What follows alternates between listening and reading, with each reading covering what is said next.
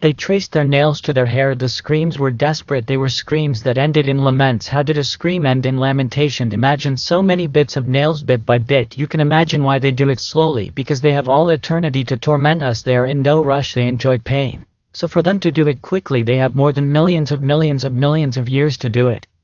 I'm going slowly. I already took a piece from the wretch. The perfect work, and they make it perfect, and then a good kucha, and when they closed, then they shouted from the moment they ended in wailing. So they wouldn't shout. They took out a kind of weapon not seen here by me, not seen by her. It says here on earth, because of her they put that weapon in their mouths. It opened like a hand, and when it closed it grabbed the tongue and they tore it out, twisting it or throwing it away with a very sharp knife. Scream. Why couldn't they scream? They didn't have what? Tongue. Their eyes seemed to bulge out of them. The eyes seemed to bulge out of them. And their jaws hit each other, making a horrible grinding of teeth. Horrible. Imagine after detaching the meat, they cut the bones and turned it to nothing. Finally they split the head until they were sad. Everything seemed nothing on the sheet. Blood, meat in pieces, bones. That was horrible, and in the bones there were worms. The worm that never that die. Close your eyes for a moment. Imagine a biting person out there. One of those you see in a field full of worms. If you see it or not now, imagine those worms walking around you eating the pieces of meat they want to have.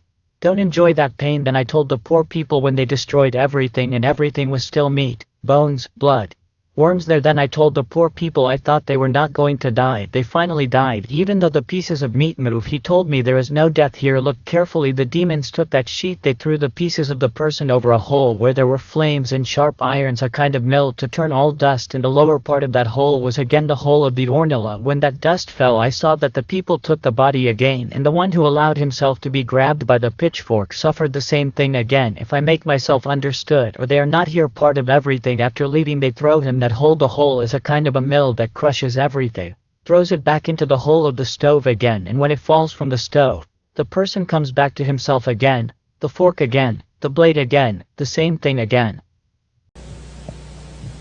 What time do you have time to look at other people's legs? Yeah?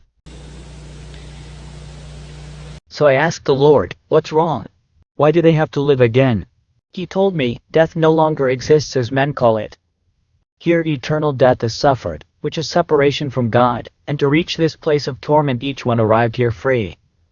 That was their choice. I can no longer do anything for them. When I could, they despised me and came to this place not created for men. Heaven was created for men. This place was created for Satan and his angels. Heaven was created for us, and we want to go to where? Not right now. We are going to see if we want to go to heaven right now. When I numbered sins, I realized that the greater the sin, the greater the suffering. Each one pays according to their debts, and each one has different punishments, but all suffer terribly. I realized that with the organ that they sin with, the one who suffers the most again says the same thing. Poor old chamoses, where will their tongue stay? If old is not derogatory in Colombia, it's darling me. Some were sinking in the lake of fire. Some people were sinking in the lake of fire, and they appeared in a place of sands. She says hot, of burning sands. The color, the heat was suffocating, impossible to breathe. One cannot breathe in the heat. Yes, and they shouted, I am thirsty. They sank so as not to be grabbed by the pitchfork. They sank into the lake and appeared there to a place of sands, red hot. See? When walking they said, I'm thirsty. Then a demon climbed onto the back of the neck and with his hands opened his mouth until it tore up to his ears. Imagine grabbing one's mouth like that. A demon. Another demon grabbed that hot sand for him to drink. Such was the desperation that they ran uncontrollably in that darkness illuminated only by the sands. They collided with another convict and fought fiercely like stray dogs. Why did they hold on to fight? Because there is only hate. Imagine yourself caught on fire and colliding with another and still holding on to fight. Please God, like stray dogs. When you reached the end, there were rocks with doors. Each one looked only at one door. When opening it, there was a hole where the poisonous animals were and what they feared the most when they were on earth. A man told me that they were psychological punishments. I didn't ask him what that was. What are you afraid of? What are they afraid of? Okay?